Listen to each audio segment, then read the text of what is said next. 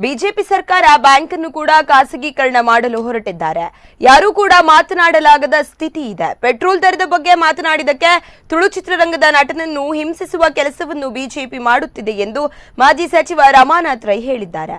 ಮಂಗಳೂರಿನಲ್ಲಿ ಸುದ್ದಿಗೋಷ್ಠಿ ನಡೆಸಿ ಮಾತನಾಡಿದ ಅವರು, ಪ್ರಜಾಪ್ರಭುತ್ವದಲ್ಲಿ ಯಾರು ಬಿಜೆಪಿ ಪರವಾಗಿದ್ದಾರೋ ಅವರು ದೇಶಭಕ್ತರು, ಪ್ರಶ್ನೆ ಮಾಡಿದರೆ ದೇಶ ವಿರೋಧಿಗಳು ಆಗಿದ್ದಾರೆ.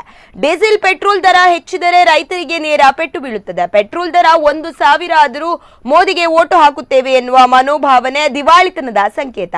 ಹಿಂದೆ ಸ್ವದೇಶಿ ಜಾಗರಣ ಮಂಚ್ ಇತ್ತು, ಈಗ ಮಂಚದ ಕಾಲು ಮುರಿದು ಹೋಗಿದೆ. ಕೇಂದ್ರ ಸರ್ಕಾರದಿಂದ ಜನರನ್ನು ಭಾವನಾತ್ಮಕವಾಗಿ ವಂಚಿಸುವ, ಮೋಸ ಮಾಡುವ ಕೆಲಸ ಆಗುತ್ತಿದೆ ಎಂದು ಕಿಡಿಕಾರಿದರು. ಅದು ಜನಾಂಗೀಯವಾದಿಗಳ ಪಕ್ಷ, ರಿಪಬ್ಲಿಕನ್ ಪಕ್ಷ.